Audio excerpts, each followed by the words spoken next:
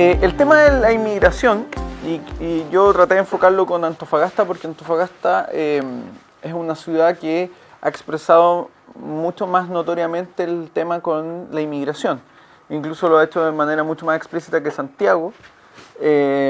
Y voy a tratar de hacer como una reflexión con respecto al tema. Yo, con respecto al tema de la inmigración, no tengo una respuesta única. Yo creo que es un problema muy complejo porque en el fondo hay muchas aristas que están entrecruzadas en el tema de la inmigración.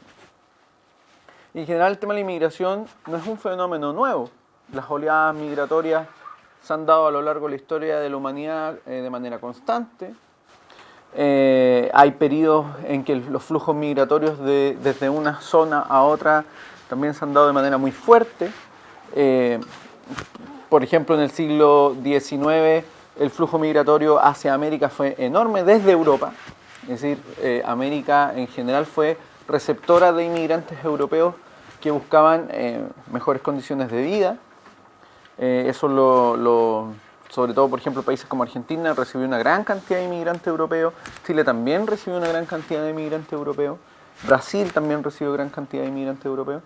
Por lo tanto, el tema migratorio no es un tema nuevo. Hoy día Europa también está viendo un fenómeno migratorio bastante notorio, ¿cierto? Todos hemos visto en la prensa cómo el flujo migratorio desde países del Medio Oriente, en el fondo, emigran hacia Europa por varios factores, ¿cierto? No solo el tema del conflicto o los conflictos que se viven en esos países, producto de una desestructuración en los órdenes políticos que esos países tenían, sino también porque hay ciertos incentivos que hacen que personas de ciertos países vayan a ciertos países, como España, por ejemplo. El flujo migratorio de España ha sido muy fuerte en los últimos años porque, entre otras cosas, hay un incentivo ahí que está relacionado con la existencia de estados de bienestar.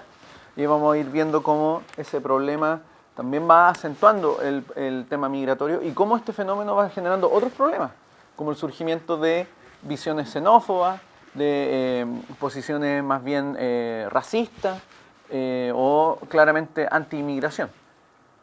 Por lo tanto, la idea de entender este fenómeno como un fenómeno no nuevo, que también es parte de un fenómeno que es global. La migración está siendo global, porque hay un flujo de capitales, hay un flujo de modos de producción que también está siendo global. Los países antiguamente eran mucho más aislados, ¿cierto? Incluso se decía que Chile era una especie de isla dentro del mundo, y efectivamente era así. Teníamos menor contacto con personas de otros países y hoy día eso no es tan así. Hoy día hay un contacto que no es solo en términos geográficos, no es solo físico, sino también a través, por ejemplo, de las redes sociales, el internet, lo que de alguna u otra forma hace que las distancias sean menores. Y fíjense, eso altera también el tema de las identidades. Las identidades se tornan un poquito más híbridas en las sociedades. Como para entrar así en datos más concretos, en Chile el flujo de inmigrantes ha aumentado notoriamente. O sea, si uno mira a Chile, por ejemplo, en cómo era Chile a mediados de los 90 a cómo es hoy día Chile, en términos generales, hay mucho inmigrante. Y mucho inmigrante que en el fondo ve a este país como una opción para encontrar mejores condiciones. Hay un tema ahí de relación entre un país que va creciendo de manera estable y gente que empieza a buscar ahí mejores oportunidades, más trabajo, más estabilidad. Nosotros, por ejemplo, en la Fundación tenemos 2 argentinos y 2 venezolanos. Y uno de los venezolanos, que ya lleva prácticamente 10 años acá, me dice que una de las cosas que le llamó más la atención al llegar a Chile y estar en Santiago fue que él se podía sentar a las 7 de la tarde un verano a tomar una cerveza sin riesgo a que le dieran un tiro. Esa era la percepción que él tenía. Fíjense que la noción no es que necesariamente hay más trabajo, sino que hay más seguridad. Hay países donde la gente obviamente corre un riesgo de que si tú sales a las 9 de la noche te pueden secuestrar. Pero él dice, lo que me llamó la atención es que yo tenía esa seguridad de poder sentarme en una terraza y tomar una cerveza sin problema. Por lo tanto, el fenómeno de la migración tiene múltiples variables por las que las personas deciden emigrar. Y de hecho las personas deciden emigrar arriesgando mucho. Ahí uno tiene que evaluar el por qué alguien decide llegar a un país abandonando probablemente todos sus nexos familiares para probar suerte en otro. Probablemente las condiciones en el país de partida no son mejores que las del país receptor. hay algo ahí que hay que empezar a preguntarse. Fíjense que en general la inmigración, el número de países que aporta más inmigrantes a Chile, el primero está Perú. Tiene alrededor de un 40% ya prácticamente, porque esto es 2014. Argentina, no es extraño que tengamos alto flujo de inmigrantes argentinos, considerando la situación que vivía Argentina durante un periodo de tiempo bajo un gobierno relativamente populista. Por lo tanto, la gente tampoco, la gente no es tonta y por lo tanto vota, como se dice, con los pies. Cuando la situación es mala, cuando sube la inflación, no hay empleo y la situación es más bien de incertidumbre, la gente emigra de los países. Bueno, esta era Bolivia, no sé por qué se borró, y un 5,1% es Colombia. Ahora, si nosotros vemos por región, la región metropolitana es la que más capta inmigrantes hoy día. Antofagasta capta alrededor de 37.000 inmigrantes, o el número de inmigrantes es ese dato. Y Tarapacá también 30.000 inmigrantes, es decir, esa zona obviamente va ligada con el tema del desarrollo minero. Hay trabajo ahí, hay... Fíjense aquí que entonces Antofagasta o la zona norte es conocida como la perla del norte y no es extraño que se conozca de esa forma porque ahí es como hay un foco de riqueza. El norte tiene un foco de riqueza que es indiscutible. Y es un foco de riqueza porque no solo por el tema de la explotación de el producto minero, ¿cierto? De esa materia prima, sino que porque esa actividad, y aquí yo creo que la charla de Iván contribuyó a entender eso, una actividad de esa índole genera otro tipo de demandas, ¿cierto? Porque como hay un flujo de gente, se necesita que esas personas accedan a otros servicios, ya sea alojamiento, comida, entretención y una serie de otras necesidades que otras personas tienen que cumplir. Por lo tanto, hay una demanda de más, llamémoslo así, gente trabajando, porque obviamente la división del trabajo genera eso.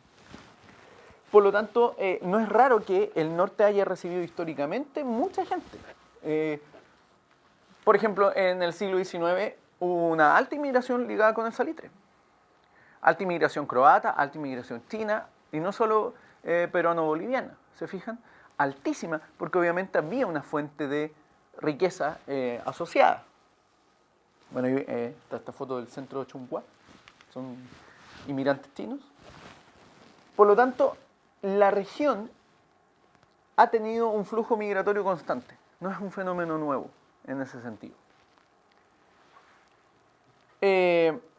Según los datos del censo 2012, que pueden ser dudosos, pero son los datos con los cuales uno dispone, ¿cierto? La región tiene alrededor de 348.000 aprox habitantes, lo que es harta gente. De esos, 14.000 serían colombianos, según la PDI, pero hay otras versiones que dicen que serían alrededor de 17.000. Hay toda una discusión, porque están las cifras oficiales versus las no oficiales, y las estimaciones ahí van variando mucho. Algunos llegan a decir que hay más de 50.000, 40.000 personas. Por lo tanto, una discusión, porque ahí entra la lógica de cómo hacemos el levantamiento de ese dato. Ahora, que hay mucha gente, eso es obvio. Bueno, aquí vemos el ejemplo de lo que es una lógica de asimilación, ¿cierto? La gente va asimilándose a la cultura local. ¿Cuál es mi foco desde el punto de vista liberal? Primero partir analizando el tema de la ética del inmigrante. Y la ética del inmigrante no es otra que la ética del trabajo. La gente que migra es porque busca una mejor condición de vida. Es porque en alguna otra forma busca romper con un status quo que la sociedad donde está no le permite avanzar. Esa es la lógica y siempre ha sido la lógica de quien emigra, de quien decide emigrar, que es una acción que implica un costo altísimo. Emigrar no es algo muy fácil. Emigrar implica dejar todo y llegar a pata pelada a otro lugar. Eso es lo que hacían los inmigrantes que llegaban a este país o a otros países en el siglo XIX, por ejemplo, o también a mediados del siglo XX. Entonces la ética del inmigrante es aquel que lo que tiene es su fuerza de trabajo. El inmigrante llega porque lo único que dispone finalmente es su capacidad de trabajar. Y lo que llega a ofrecer a una región es eso. Esa es la generalidad de la ética del inmigrante. Y fíjense que la ética del inmigrante va como respondiendo a esa lógica. Finalmente la ética del inmigrante es aquel que dice, bueno, si las condiciones en las que yo estoy acá, en este lugar, no son las más adecuadas para mi familia, entonces voy a buscar otras opciones en otro lugar. Y aquí fíjense que ocurre lo que se llama el alertness, que probablemente Iván también lo mencionó, que es el alertness pero a nivel económico, pero a nivel social también se aplica el alertness. Si uno va viendo, oye, mira, en tal país hay muchas mejores condiciones, es probable que allá me vaya. Lo mismo ocurre con las ciudades. Si uno dice, oye, mira, en tal ciudad hay mucho más posibilidad de empleo, es probable que uno esté dispuesto a trasladarse a ese lugar. Uno siempre trata de romper con el status quo. Y fíjense que esto va ligado también con una idea que es muy importante, que es el tema de la libertad de movimiento. Las personas tienen la libertad de movimiento. Tienen la libertad entonces de buscar mejores expectativas. Si uno podría decir, no, pero eso no es tan así, pero el contraste se visualiza mucho mejor cuando uno ve, ¿qué pasa si un país prohíbe a las personas movilizarse? ¿Qué pasa si un país le impide a la gente salir de ese país? Como por ejemplo ocurría en un país como Cuba o en un país como la RDA. Incluso en Cuba la gente no puede moverse de las ciudades. Hay un nivel de control en ese sentido. Y ahí entra el dilema, que en el fondo la inmigración va ligada con que también situaciones de esa índole incentivan la inmigración. Alguien quiere escapar de esa falta de libertad. Y entonces la inmigración es una expresión de un elemento que el liberalismo plantea y defiende siempre, la libertad de movimiento. Y fíjense, no es solo la libertad de movimiento, sino la libertad de buscar nuevas formas de trabajo o emprender de manera innovadora, es decir, de ofrecer servicios. Es como, por ejemplo, en la calle donde está la fundación hay una persona que ofrece jugos de naranja a las personas que transitan en las mañanas. Eso es una alertness, es una suspicacia. Ella detecta algo. Bueno, alguien va a demandar esto y ofrezco el servicio. No obstante, la policía la detiene porque eventualmente no puede vender el jugo de manera ilegal, entre comillas. En general lo que uno va viendo es que el inmigrante va buscando trabajo y ofrecen servicios. Ninguno de ustedes tiene algún corte así como dibujado, ¿cierto? Pero en el fondo eso es una demanda. A alguien le gusta eso y hay una demanda. Alguien lo ofrece. Los peluqueros chilenos hoy día probablemente ofrecen ese tipo de corte, pero antes no existía y otros ofrecieron ese tipo de corte. Y hay una demanda ahí. Fíjense que aquí hay una relación entre oferta y demanda. Ayer conversábamos con algunos y claro, por ejemplo, el tema de la prostitución que se asocia con la inmigración también tiene relación con un tema de oferta y demanda. Hay alguien que está demandando ese servicio. Y en una ciudad donde hay un alto flujo de personas, no es raro que ese servicio sea demandado. Ahora, ahí entran los juicios morales de cada cual con respecto a ese tipo de iniciativas, ¿se fijan? Ahora, ¿cuál es el problema que uno enfrenta en la discusión? Y que yo creo que es el tema que desde el punto de vista liberal constantemente se está enfrentando es qué se hace en ciertas situaciones con el flujo migratorio. Por ejemplo, Europa tiene un alto flujo migratorio que obviamente genera una serie de, podríamos llamar, externalidades negativas que afectan a los ciudadanos, digámoslo así, nativos de los países receptores. Y la discusión en términos generales con respecto a esto es cómo se aborda el tema, entendiendo que finalmente, por un lado hay que respetar la libertad de movimiento, pero también por otro lado hay que respetar o promover el respeto a las reglas que establecen los países internamente para sus propios ciudadanos. Es decir, que el inmigrante también tiene que someterse a las reglas internas de esos países y no romper con las reglas internas. Y fíjense que también se plantea el tema de cómo los propios gobiernos generan los incentivos para aumentar esos flujos migratorios. Por ejemplo, en Europa, lo que ocurrió, y creo que ahora ya no ocurre quizás tanto, es que en el fondo las propias clases políticas incentivaban la inmigración ofreciendo servicios y derechos sociales abiertos para todos. Y fíjense que se daba el fenómeno, por ejemplo en España, de que el inmigrante llegaba, accedía a derechos sociales o servicios, pero no tenía el incentivo para trabajar de manera legal, es decir, para aportar al mantenimiento de esos servicios, pero sí tenía mucho incentivo de trabajar, como se llama, a la negra, es decir, en el mercado negro, sin aportar. Por lo tanto, eso genera una carga al sistema que, no obstante, los políticos usan como un voto de cambio. No es raro que una clase política, por ejemplo, diga, bueno, yo prometo servicios y aparte ofrezco el voto al inmigrante. hay una lógica un poco perversa ahí. Ofrezco el voto al inmigrante y le ofrezco los servicios. Pero eso tiene un costo, ¿cierto? Todos los servicios tienen un costo asociado. Yo no sé si acá será así. Lo único que yo sé, según lo que yo investigué, y si alguien tiene otra información mucho más fidedigna, pero lo que yo sé es que hoy día los terrenos que se administran en la ciudad son administrados por bienes nacionales.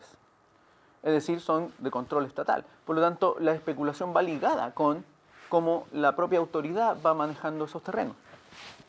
Ese también es un incentivo perverso en la lógica de la inmigración. El otro problema, y por eso tengo este título, es qué pasa cuando el flujo migratorio empieza a generar una reacción contra el flujo migratorio y lo que empieza a enarbolarse es un discurso que más bien es contrario a ciertas libertades o que plantea sacrificar ciertas libertades en pro de frenar el movimiento migratorio. Y hay dos como líneas que uno podría analizar, que es como la línea institucional, es decir, cuando por ejemplo se plantea el elevar las condiciones para el ingreso de los inmigrantes, cuando se plantea por ejemplo el tema de expulsión de ciertos inmigrantes ilegales, pero el peor problema es cuando se enarbolan los discursos de índole xenófoba, porque eso alimenta otro tipo de demagogias políticas internas. De hecho, los fenómenos que se viven hoy día en Europa tienen relación con eso. Donald Trump también responde a eso. Si uno ve, por ejemplo, el video de la campaña de Donald Trump, hay un tipo disfrazado de Donald Trump y suben mexicanos y él los golpea. Y sube otro mexicano y él los golpea. Uno podría decir eso es una humorada, pero detrás de eso hay un mensaje que es preocupante, ¿cierto? Porque en el fondo, fíjense, lo que ocurre ahí es que hay una asimilación de que al que es distinto, al que es no igual a mí, al que no es como yo, hay que aplicarle violencia. Y eso es problemático. Porque el problema, cuando surge este tipo de fenómenos, es quién dirime a quién se le aplica la violencia. Ese es el problema. Y en la discusión entre los liberales se da el tema de cómo hoy día la temática parece ser no que el Estado tiene que ser necesariamente neutral, sino que la sociedad tiene que asimilar que hay pluralidad de valores en un espacio determinado. Y es una discusión que tienen los tipos. Fíjense, por ejemplo, bueno, aquí estas son fotos que encontré de lo que hubo una marcha después acá sobre los inmigrantes. Y aquí entramos en el problema. Por ejemplo, negros narcos. Hay una asimilación, ¿cierto?, de un fenotipo con una conducta criminal. Eso es preocupante. Es muy preocupante. Fenotipo con una conducta criminal. No obstante, fíjense lo que dicen los datos en el fondo. En 2014, de los 15.000 y tantas personas imputadas, 1.300 eran extranjeras. El resto eran chilenos. De ellos, un 41% eran bolivianos, un 31% colombianos y un 14% peruanos. O sea, fíjense ahí, la relación entre una nacionalidad o un cierto fenotipo con criminalidad no es correcta. No obstante, eso alimenta ciertos discursos que en muchos casos van generando una lógica que finalmente termina siendo muy riesgosa, no solo para la libertad del propio inmigrante, entendida esa libertad como el inmigrante legal, sino para la libertad de los propios ciudadanos, porque en pro de una supuesta seguridad el ciudadano está dispuesto a sacrificar su propia libertad. Y aquí entramos en el punto de los incentivos, porque hay una serie de problemas que tienen relación con incentivos. Si nosotros nos preguntamos, en primer lugar, ¿cuáles son los incentivos perversos que generan flujos migratorios? Irregulares, por ejemplo. La acción de los gobiernos es el primer incentivo perverso. Los gobiernos en general tienden a alimentar discursos demagógicos que contribuyen a aumentar los flujos migratorios. ¿Por qué? Porque es políticamente correcto ponerse de parte del inmigrante. Y entonces, por ejemplo, surge el llamado a darle derechos inmediatos al inmigrante. Es decir, llega el inmigrante, derecho inmediato. O, por ejemplo, el derecho a voto inmediato. Y eso genera una serie de, podríamos llamarlo como inflaciones en términos de incentivos perversos para llegar a un país. Vuelvo al ejemplo español. el político ofrece el voto, porque si yo, por ejemplo, alguno de ustedes es un inmigrante, entonces usted es inmigrante y usted quiere un servicio, pero usted tiene que darme un voto. Usted tiene derecho a voto y tiene el servicio. Yo gané con eso un adherente, ¿cierto? Todo el resto de los políticos también hace eso. Y entonces se torna un incentivo muy perverso. ¿Qué ocurre en el caso de la ciudad de Antofagasta? Es bien complejo, porque el flujo migratorio es bien variado, es muy variado. Tiene relación con el tema económico, efectivamente, pero lo que deberíamos preguntarnos es cuáles son los incentivos en términos institucionales, es decir, cómo la autoridad, ya sea regional, nacional o municipal, genera incentivos para que ese flujo aumente. Podríamos preguntarnos, por ejemplo, cómo la autoridad, en el fondo, genera incentivos para que las personas no se radiquen de los lugares donde se instalan de manera irregular. Y entonces lo que ocurre es que, por ejemplo, el gobierno no erradica eso mientras no existan políticas habitacionales establecidas. Por lo tanto, hay una especie de zapato chino, porque como el gobierno no va a actuar mientras no tenga proyectos de vivienda, las instalaciones irregulares se siguen instalando. Hay un incentivo, porque la probabilidad de que el gobierno erradique es muy difícil, por lo tanto me puedo instalar. ¿Se fijan que uno evalúa eso? Me instalo.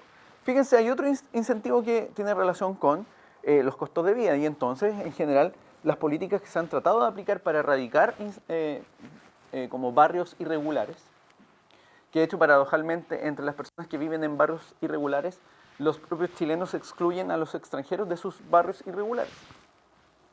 Lo que ocurre, por ejemplo, ahí tiene relación con que es mucho más barato vivir en una instalación irregular que instalarse en una vivienda asignada por la autoridad, por un tema de costos, por una serie de costos que implica eso. Y por lo tanto hay un incentivo en ese nivel a mantenerse en esa condición. Ahora, ahí entra la pregunta que uno debería hacerse, porque uno evalúa moralmente eso o desde una óptica en que uno debería decir, uno dice, no, en realidad no deberían vivir de esa forma, sino que deberían vivir en un barrio bien instalado. Pero cuando nosotros nos preguntamos cuál es el cálculo que está haciendo el inmigrante lo que está maximizando en este caso es ahorrar. Y de hecho ese es el incentivo que lo lleva a ser un inmigrante, el generar dinero. Es como lo que ocurre, por ejemplo, en Santiago Centro, con los como guetos de gente peruana, que para ahorrar mucho más deciden vivir en espacios muy hacinados, todos juntos. Eso obviamente ha generado una serie de algunos problemas, como por ejemplo incendios en que mueren 30 personas. Pero en el fondo ellos están maximizando un punto que es clave. ¿Cuál es el incentivo por el que llegan? Es para generar una ganancia. Entonces, ¿cómo la política pública aborda el tema sin considerar eso genera un problema? ¿Se entiende? Es decir, la política pública no está considerando el por qué las personas, en primer lugar, deciden emigrar y por qué optan a llegar a un país con ciertos trabajos. Antofagasta tiene muchas opciones de trabajo. En general, por ejemplo, hoy día, como anécdota, fui a la radio y el señor que me llevó en el taxi me decía, mira, aquí hay harto extranjero. Pero el problema es que el propio chileno no quiere hacer muchos trabajos que hace el extranjero. Y entonces ahí se produce otro tipo de incentivo también, que tiene relación con que ciertas plazas de trabajo que el chileno deja de hacer por una lógica que yo creo que responde muy bien al tema de la división del trabajo, dejan de hacerlo, lo cumplen los extranjeros. Esto es un fenómeno que también se ha producido en países europeos, a medida que las economías crecen, ¿cierto? Y entonces las personas, llamémoslo así, nativas, dejan de cumplir ciertos roles porque empiezan a asumir otras tareas. Y el flujo migratorio se ve alimentado por eso. Por ejemplo, un dato anexo, para que se entienda el fenómeno en toda su complejidad. Según los últimos datos, las personas que se dedican a asesoras del hogar o nanas, el número de chilenas es de alrededor de un 6%, en comparación al año 50, que era como un 50%. ¿Quiénes cumplen hoy día el rol? En su mayoría son peruanas. ¿Por qué? Porque hay una lógica de división del trabajo. Eso empieza a ocurrir. Y es importante entenderlo, Porque en el fondo ese es un incentivo que uno podría considerar negativo, pero que en realidad responde a algo más bien positivo. Porque alguien está cubriendo plazas de trabajo que otros no quieren simplemente ocupar, porque hoy día probablemente acceden a otras plazas de trabajo. Eso, fíjense, nos indica que la sociedad chilena en general ha tenido un ascenso en términos sociales. ¿Cuántos de ustedes son primera generación en la universidad? ¿Ninguno es primera generación? ¿Cuántos son segunda generación?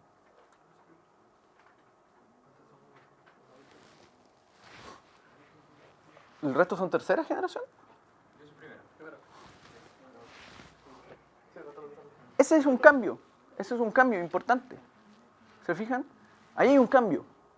Probablemente plazas, en términos plazas que se ocuparían, trabajos que ocuparían en otra situación, hoy día se abren a otras personas. Eso es división del trabajo. Y las sociedades que crecen generan ese tipo de incentivos. Las leyes también generan incentivos perversos. Y pongo el ejemplo aquí de la ley de ajuste. ¿Saben lo que es la ley de ajuste cubano? La ley de ajuste cubano es una ley que establece que si en este caso vamos a hablar del balsero cubano. El balsero cubano llega a Estados Unidos e inmediatamente se le otorga la residencia. Pero, fíjense lo que ocurre. Ahora con el acercamiento entre Cuba y los Estados Unidos, se ha planteado que la ley de ajuste cubano se va a eliminar. Por lo tanto, la lectura que hace un cubano hoy día en la isla, ¿cuál es? Que se vaya. Hay que irse ahora. Obvio, antes que se acabe la ley. Porque después va a ser mucho más difícil ingresar a la isla.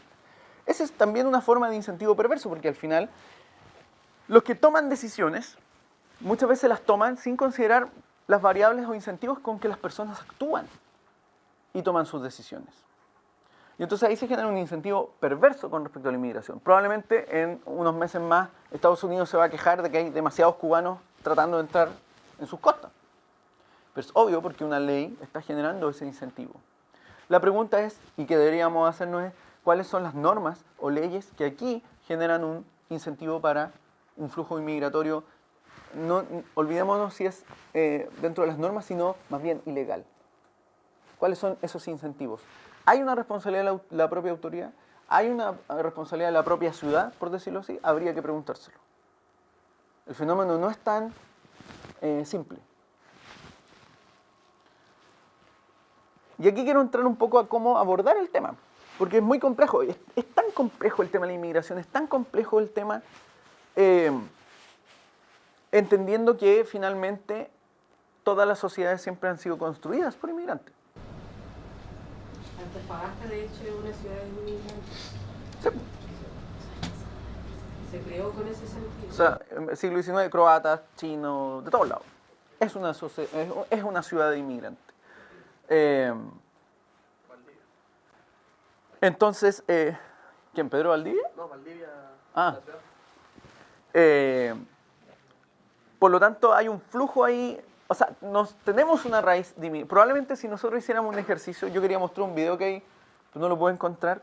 Si yo hiciera el ejercicio de a cada uno de ustedes tomarles una especie de ADN, probablemente cada uno de nosotros tendría muchas variedades genéticas, por decirlo. En el video que yo quería mostrar, pero no lo encontré, lo que se hace es tomar a ciudadanos europeos, ¿cierto? Entonces le preguntan, ¿tú qué eres? No, yo soy francesa, dice una joven. Soy francesa. Probablemente Kachanowski tiene algo de árabe.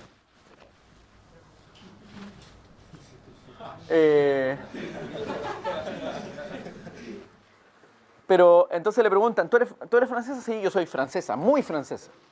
Y le hacen la evaluación y le dicen, mira, tú tienes tanto porcentaje de como ascendencia, no sé, turca o indoarábiga, no sé. Había una mezcla. Le preguntan también a un británico y él dice, no, yo soy muy, muy británico. Pero también tenía genes africanos. Incluso en el video le dicen, bueno, y también a una de las jóvenes le dicen, bueno, hay un primo tuyo aquí. Y claro, era como una especie de pariente lejano. Pero en el fondo, ¿a qué voy con esto? Es que en Chile también se produce un fenómeno que es bien paradójico, que el chileno a veces tiende a ser un poquito racista y como que a veces no nos miramos al espejo. Entonces como que somos un poquito racistas y no nos miramos al espejo. Y nosotros tenemos una variedad genética bien notoria, ¿cierto? Entonces, ahí también hay que entender que finalmente los flujos migratorios no los podemos frenar. Que probablemente en unos años más vamos a tener niños chicolombianos, como se da hoy día en Santiago con niños chiperuanos. Es decir, que cuyos padres son o peruana, o chilena y peruano. Y eso se da y es normal. Y está bien que ocurra. Porque en el fondo eso demuestra una forma espontánea de integración. Que ojo, el problema es cuando la autoridad trata de generar la integración. Cuando la autoridad trata de obligar a la integración. Por lo tanto, la idea es reflexionar cómo nosotros hoy día podemos pensar este tema, no solo desde el punto de vista institucional, que es lo más complejo, porque al final uno tiene que indagar en cuáles son las instituciones que generan incentivos perversos y cuáles son las que generan mejores incentivos, pero también desde un punto de vista ético, es decir, cómo enfrentamos al que es distinto, cómo enfrentamos al que de alguna u otra forma no es como supuestamente yo me percibo, ¿cierto? Fíjense que si uno va, por ejemplo, a Europa, si nosotros fuéramos a Europa, probablemente el europeo pensaría que todos somos mexicanos. No haría una distinción muy detallada. Es como un poco lo que ocurre cuando uno ve a un asiático, entonces todos creen que el asiático todos son chinos. Y en realidad tienen muchas diferencias y ellos hacen notar esas diferencias.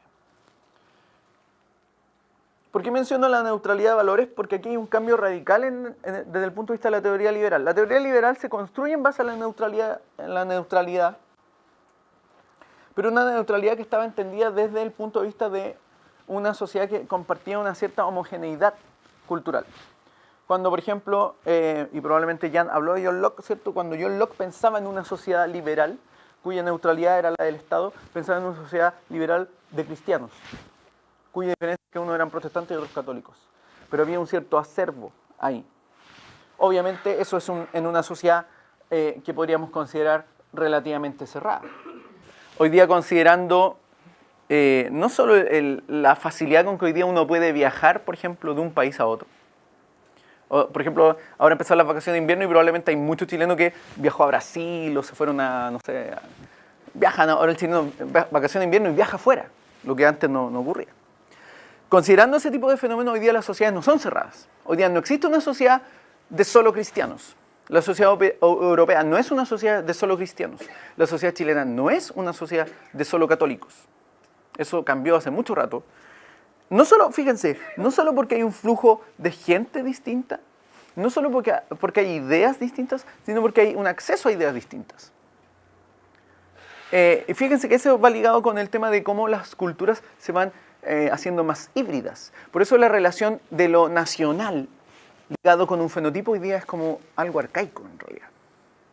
¿Cierto? Uno ve la selección francesa y la selección francesa no es un concepto de la patria o la nación ligada con un fenotipo racial. Si alguien piensa en esa forma, está pensando en el siglo XVIII. Hoy día eso no es así, es imposible. Piensen, por ejemplo, en Jean Beauseyur. Probablemente en el futuro vamos a tener en la selección muchos más Jean Beauseyur. Y probablemente eso va a permitir que ganemos más copas. Por lo tanto, la lógica de la neutralidad clásica del liberalismo está desafiada.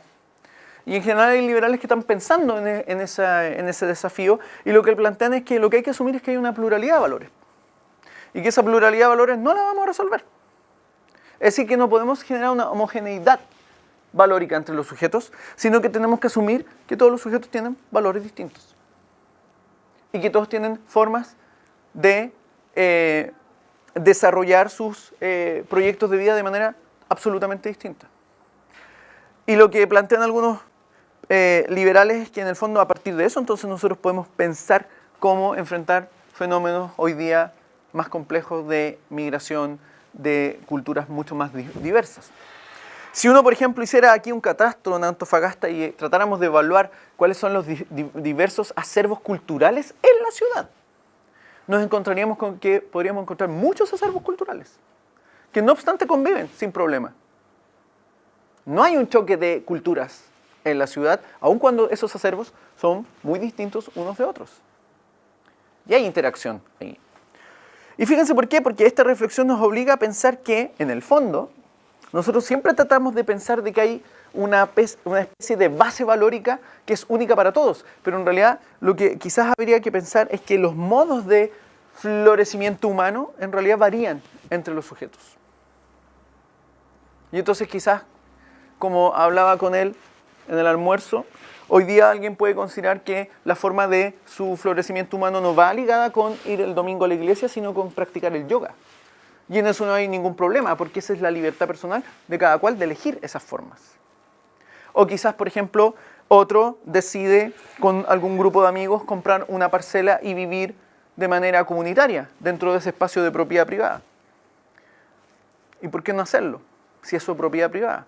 Entonces, hoy día el desafío es pensar que lo que estructuralmente nosotros hemos sido educados para pensar en una lógica como la de la bandera y un fenotipo, ya no es posible. En general los que íbamos al colegio nos cortaban el pelo de una forma muy similar, todos se cortaban el pelo de una misma forma. Hoy día eso tampoco es una expresión de que eso ya no es así.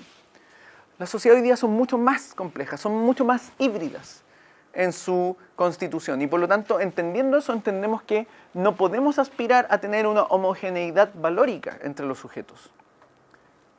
Solamente podemos aspirar a que los sujetos planteen un piso base para poder convivir de manera pacífica. Y aquí entra la idea de la interculturalidad, es decir, ya no es la multiculturalidad, sino la interculturalidad como esa interacción entre culturas, entendiendo que el otro puede tener esa cultura distinta. Ese es el desafío. En la radio hoy día me decían que la diferencia con el peruano y el colombiano acá era que el colombiano era un poco más ruidoso. Yo no sé si será así, pero en el fondo eso es una expresión de un modo cultural distinto. No podemos hacer mucho ahí. Si uno va a Europa y pregunta qué es lo que piensan por los chilenos, es peor lo que dicen de los chilenos. Entonces ahí hay que empezar a indagar sobre también cómo nosotros percibimos nuestra propia cultura. En general, todas las naciones caen en una paradoja de que perciben su propia cultura como la más espectacular de las culturas, la más elevada, la mejor.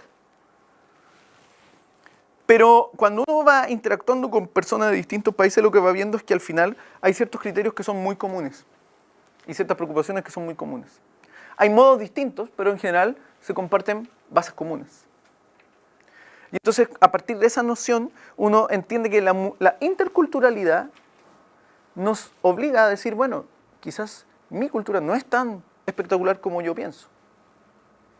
Eso no implica que, digamos, que la del otro es mucho más espectacular, sino entender las propias imperfecciones que todos compartimos en términos culturales. Hay otro aspecto importante que hay que entender con relación a la inmigración y que tiene relación con que hay un concepto que Hayek plantea muy bien, que es el conocimiento disperso.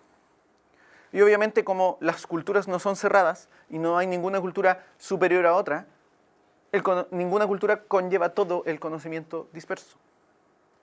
Y el mejor ejemplo de eso es los Estados Unidos.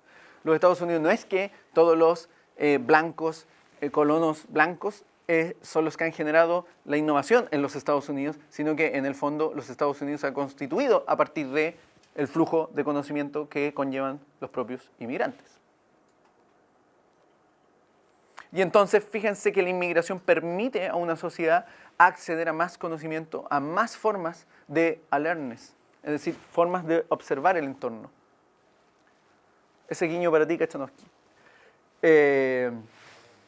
¿Y por qué? Porque una sociedad con un alto flujo de inmigrantes genera una división del trabajo mucho más eficiente. Si nosotros, por ejemplo, revisamos los datos de los países con más libertad económica, esos son los países que tienen más inmigrantes.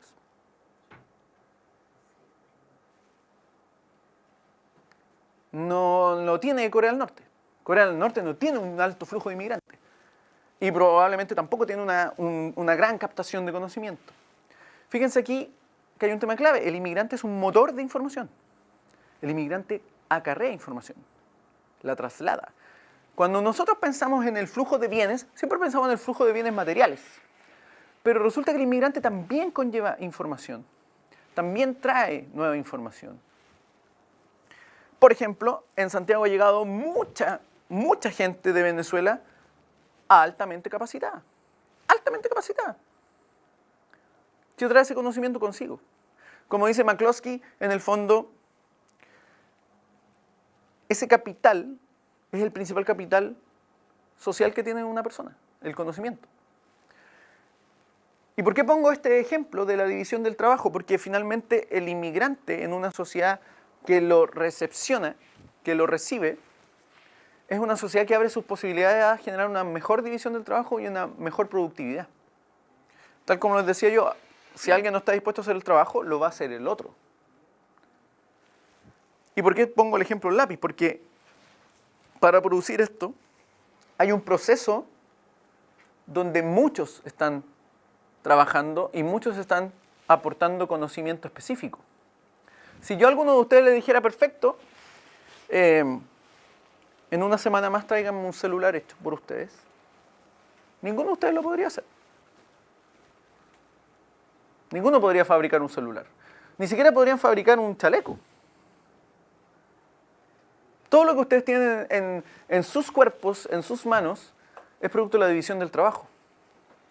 Ninguno de ustedes podría hacer el chaleco. Ese chaleco no lo podrías hacer tú.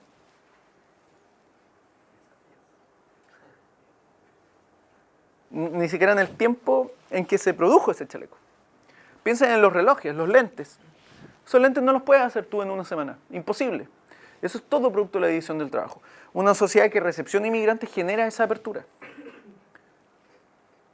Lo que está ocurriendo, por ejemplo, en Santiago es que hoy día las labores, por ejemplo, de recolección de basura las están haciendo los haitianos.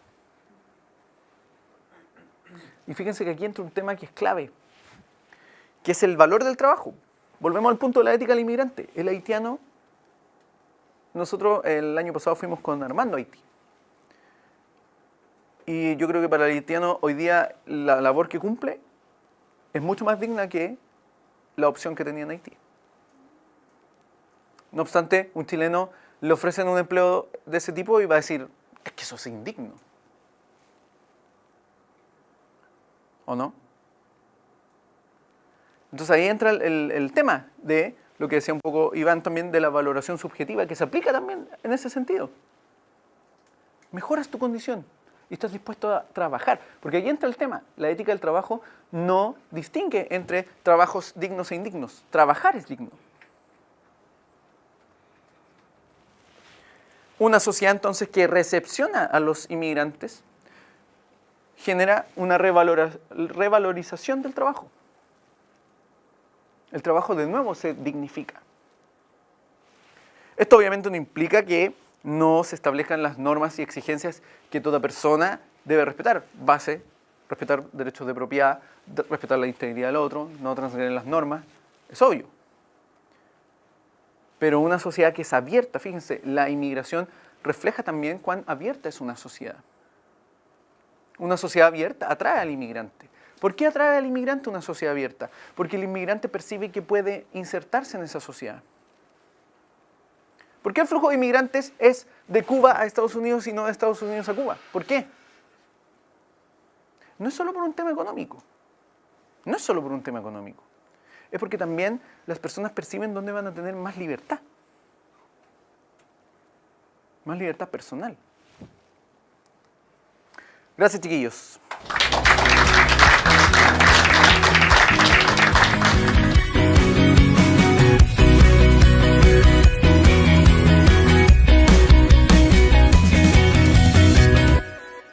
De modos de producción que también está siendo global.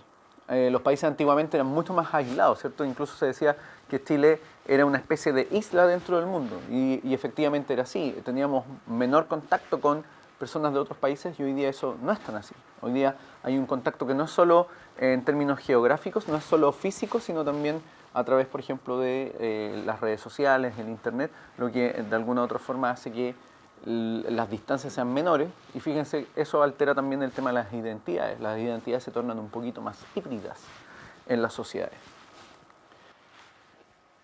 Como para entrar así en datos más concretos, en Chile el flujo de inmigrantes ha aumentado notoriamente. O sea, si uno mira a Chile, por ejemplo, en cómo era Chile a mediados de los 90, a cómo es hoy día Chile, en términos generales, hay mucho inmigrante. Y mucho inmigrante que en el fondo ve a este país como una opción para encontrar mejores condiciones. Hay un tema ahí de relación entre un país que va creciendo de manera estable y gente que empieza a buscar ahí mejores oportunidades, más trabajo, más estabilidad. Nosotros, por ejemplo, en la Fundación tenemos 2 argentinos y 2 venezolanos. Y uno de los venezolanos, que ya lleva prácticamente 10 años acá, me dice que una de las cosas que le llamó más la atención al llegar a Chile y estar en Santiago fue que él se podía sentar a las 7 de la tarde un verano a tomar...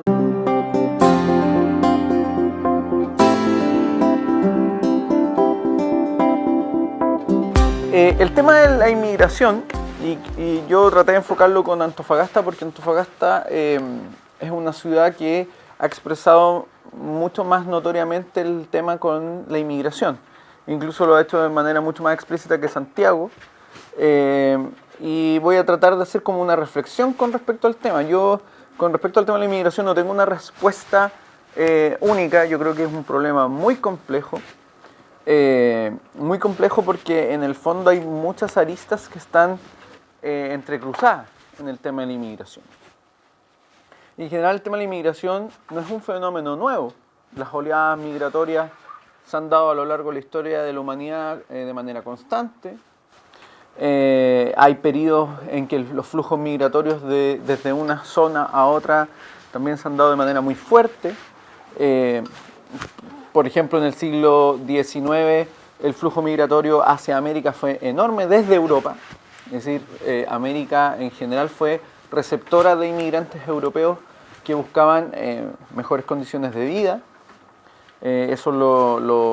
Sobre todo, por ejemplo, países como Argentina recibió una gran cantidad de inmigrantes europeos. Chile también recibió una gran cantidad de inmigrantes europeos. Brasil también recibió gran cantidad de inmigrantes europeos. Por lo tanto, el tema migratorio no es un tema nuevo.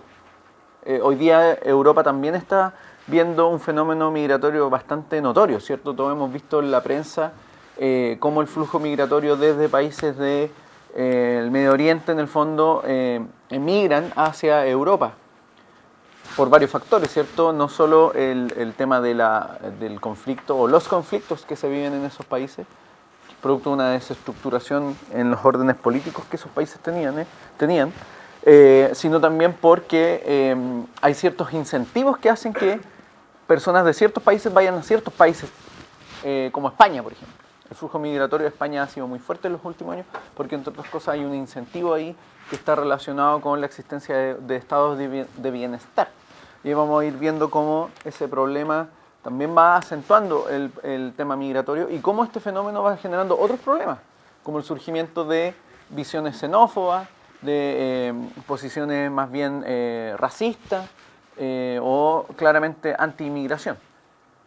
Por lo tanto, la idea de entender este fenómeno como un fenómeno no nuevo, que también es parte de un fenómeno que es global. La migración está siendo global, porque hay un flujo de capitales, hay un flujo que emigra de los países. Bueno, esta era Bolivia, no sé por qué se borró, y un 5,1% es Colombia. Ahora, si nosotros vemos por región, la región metropolitana es la que más capta inmigrantes hoy día. Antofagasta capta alrededor de 37.000 inmigrantes, o el número de inmigrantes es ese dato. Y Tarapacá también 30.000 inmigrantes, es decir, esa zona obviamente va ligada con el tema del desarrollo minero. Hay trabajo ahí. Fíjense aquí que entonces Antofagasta o la zona norte es conocida como la perla del norte y no es extraño que se conozca de esa forma porque ahí es como hay un foco de riqueza. El norte tiene un foco de riqueza que es indiscutible. Y es un foco de riqueza porque no solo por el tema de la explotación de el producto minero, ¿cierto? De esa materia prima, sino que porque esa actividad, y aquí yo creo que la charla de Iván contribuyó a entender eso, una actividad de esa índole genera otro tipo de demandas, ¿cierto? Porque como hay un flujo de gente, se necesita que esas personas accedan a otros servicios, ya sea alojamiento, comida, entretención y una serie de otras necesidades que otras personas tienen que cumplir. Por lo tanto, hay una cerveza sin riesgo a que le dieran un tiro. Esa era la percepción que él tenía. Fíjense que la noción no es que necesariamente hay más trabajo, sino que hay más seguridad. Hay países donde la gente obviamente corre un riesgo de que si tú sales a las 9 de la noche te pueden secuestrar. Pero él dice, lo que me llamó la atención es que yo tenía esa seguridad de poder sentarme en una terraza y tomar una cerveza sin problema. Por lo tanto, el fenómeno de la migración tiene múltiples variables por las que las personas deciden emigrar. Y de hecho las personas deciden emigrar arriesgando mucho. Ahí uno tiene que evaluar el por qué alguien decide llegar a un país abandonando probablemente todos sus nexos familiares para probar suerte en otro. Probablemente las condiciones en el país de partida no son mejores que las del país receptor. Hay algo ahí que hay que empezar a preguntarse. Fíjense que en general la inmigración, el número de países que aporta más inmigrantes a Chile, el primero está Perú. Tiene alrededor de un 40% ya prácticamente, porque esto es 2014. Argentina, no es extraño que tengamos alto flujo de inmigrantes argentinos, considerando la situación que vivía Argentina durante un periodo de tiempo bajo un gobierno relativamente populista. Por lo tanto, la gente tampoco, la gente no es tonta y por lo tanto vota, como se dice, con los pies. Cuando la situación es mala, cuando sube la inflación, no hay empleo y la situación es más bien de incertidumbre, la gente